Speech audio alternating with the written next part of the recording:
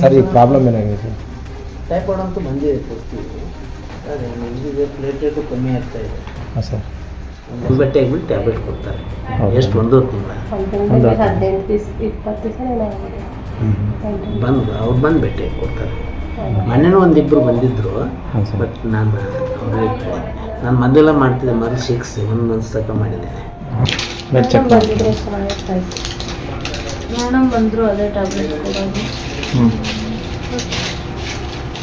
ಬೆಂಗಳೂರು ಉತ್ತರದ ಬಗಲಗುಂಟೆ ಸಮೀಪದ ಡೊಂಬರಹಳ್ಳಿ ಪ್ರದೇಶದಲ್ಲಿ ಮಾನವೀಯತೆ ಎನ್ನುವ ಪದಕ್ಕೆ ಅಪಮಾನವಾಗುವ ಹೀನ ಕೃತ್ಯ ನಡೆದಿದೆ. ಸಿದ್ಧಗಂಗಾ ಆಸ್ಪತ್ರೆ ಎಂಬ ಪುಣ್ಯ ಸ್ಥಳದ ಹೆಸರಿಟ್ಟುಕೊಂಡು ಆ ಹೆಸರಿನಲ್ಲಿ ಕಾರ್ಯನಿರ್ವಹಿಸುತ್ತಿರುವ ಈ ನಕಲಿ ಆಸ್ಪತ್ರೆಯಲ್ಲಿ ವೈದ್ಯಕೀಯ ಶಿಕ್ಷಣವಿಲ್ಲದ ವ್ಯಕ್ತಿಯೇ ಡಾಕ್ಟರ್ ಆಗಿ ಆಸ್ಪತ್ರೆ ನಡೆಸುತ್ತಿದ್ದಾನೆ. ವೈದ್ಯಕೀಯ ಪರವಾನಗಿ ಇಲ್ಲದ ಈ ನಕಲಿ ಡಾಕ್ಟರ್ ರೋಗಿಗಳಿಗೆ ತಾನು ವೈದ್ಯನೆಂದು ನಂಬಿಸಿ ಚಿಕಿತ್ಸೆ ನೀಡಿ ಅವರ ಜೀವಗಳನ್ನೇ ತೊಂದರೆಗೆ ನೂಕುತ್ತಿದ್ದಾನೆ. ಸರ್ ಈ ಪ್ರಾಬ್ಲಮ್ ಏನಾಗಿದೆ ಸರ್? ಟೈಫಾಯ್ಡ್ ಅಂತೂ ಬಂದಿದೆ ಕೊಡ್ತೀವಿ. ಅದೇ ಇದು ಪ್ಲೇಟ್ಲೆಟು ಕಮ್ಮಿ ಆಗ್ತಾ ಇದೆ. ಹಾಂ ಸರ್. 1,60,000 ಇಲ್ಲಿ ಅಡ್ಮಿಷನ್ ಮಾಡ್ತಾರೆ ಸರ್? ಅಡ್ಮಿಷನ್ ಏನು ಬೇಡ. ಇವತ್ತು ಡ್ರಿಪ್ಸ್ ಹಾಕ್ಕೊಂಡು ಬೆಳಗ್ಗೆ ರಾತ್ರಿ ಒಂದು 3 ದಿನ ಇಂಜೆಕ್ಷನ್ ಹಾಕ್ಕೊಂಡ್ರೆ ಸಾಕು. ಇವಾಗ ಡ್ರಿಪ್ಸ್ ಹಾಕ್ಕೊಂಡು ಇವೆಲ್ಲ ಇಂಜೆಕ್ಷನ್ ಆಗಿ ಬರುತ್ತೆ. ಇವಾಗ ಟೆಸ್ಟ್ ಕೊಟ್ಟು ಒಂದು ಸ್ವಲ್ಪ ಸುತ್ತ ಕಮ್ಮಿ ಹಾಕಿ ಡ್ರಿಪ್ಸ್ ಎಲ್ಲ ಹಾಕುತ್ತೆ. ಬೆಳಗ್ಗೆ ರಾತ್ರಿ ಬಂದು ಇಂಜೆಕ್ಷನ್ ಹಾಕ್ಕೊಂಡ್ರೆ ಸಾಕು. ಒಂದು 3 ದಿನ. ಅಲ್ಲಿ ಮಾರ್ನಿಂಗ್ ಒಂದು ಮಾಡಿಸ್ಬೋದು ಸರ್? ಮಾರ್ನಿಂಗ್ ಒಂದು 5-10 ನಿಮಿಷ, ಸಾಯಂಕಾಲ ಒಂದು 5-10 ನಿಮಿಷ. ಇವತ್ತೊಂದು 2 ತಾಸು ಆಗುತ್ತೆ.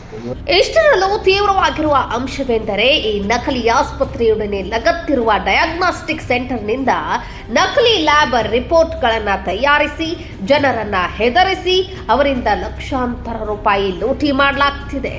ಇದಕ್ಕಿಂತಲೂ ಅಪಾಯಕಾರಿ ವಿಚಾರವೆಂದರೆ ಇತ್ತೀಚೆಗಷ್ಟೇ ನಿಷೇಧಗೊಂಡಿರುವ ಗರ್ಭಪಾತದ ಮದ್ದುಗಳನ್ನು ಅಕ್ರಮವಾಗಿ ಪಡಿಸಿಕೊಳ್ಳುತ್ತಿರುವ ಮೆಡಿಕಲ್ ಸ್ಟೋರ್ ಕೂಡ ಇದೇ ಆಸ್ಪತ್ರೆಯಲ್ಲಿಯೇ ಕಾರ್ಯನಿರ್ವಹಿಸುತ್ತಿದೆ.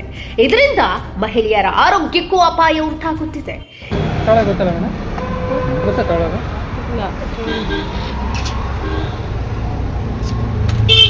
ಇದು ಇವತ್ತು ಸಂಜೆ ತಗೊಳ್ಳಿ, ಮತ್ತು ನಾಳೆ ಬೆಳಗ್ಗೆ ಯಾವುದು ಬೇಡ, ಮತ್ತು ನಾಳೆ ನೈಟ್, ನಾಡಿದ್ದು ಮಾರ್ನಿಂಗು, ಮಾರ್ನಿಂಗು. ನಾಳೆ ಮಾರ್ನಿಂಗ್ ಬಂದರೆ ಯಾವುದು ಬೇಡ. ಅದು ಇವತ್ತು ಈವ್ನಿಂಗು, ಇದು ನಾಳೆ ಮಾರ್ನಿಂಗ್, ನೈಟು ಮಾರ್ನಿಂಗ್. ನಾಳೆ ಮಾರ್ನಿಂಗ್ ಮಾತ್ರ ಯಾವುದು ಬೇಡ. ಈ ಎಲ್ಲ ಚಟುವಟಿಕೆಗಳನ್ನು ಪ್ರಶ್ನಿಸಿದ ಸಾರ್ವಜನಿಕರ ಮೇಲೆಯೂ ಬೆದರಿಕೆ ಒಡ್ಡಲಾಗ್ತಿದೆ.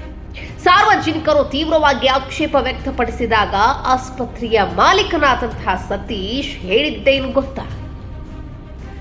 ನನ್ನ ಮಾವನವರು ಮಾಡನಾಯಕನಹಳ್ಳಿ ಪೊಲೀಸ್ ಠಾಣೆಯಲ್ಲಿ ಕೆಲಸ ಮಾಡ್ತಾರೆ, ನಿನ್ನ ಮೇಲೆ ನಕಲಿ ಕೇಸ್ ಹಾಕಿಸ್ತೀನಿ ಎಂದು ಬೆದರಿಕೆ ಒಡ್ಡಿದ್ದಾನೆ.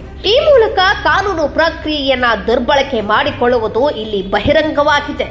ಜನರು ಧೈರ್ಯವಾಗಿ ಸತ್ಯವನ್ನ ಹೇಳಿದ್ರೆ ಅವರೇ ಹೊಣೆಗಾರರನ್ನಾಗಿ ಮಾಡಲು ಪ್ರಾಮಾಣಿಕವಾಗಿ ಹೇಗಾದರೂ ಪ್ರಯತ್ನ ನಡೆಯುತ್ತಿದೆ.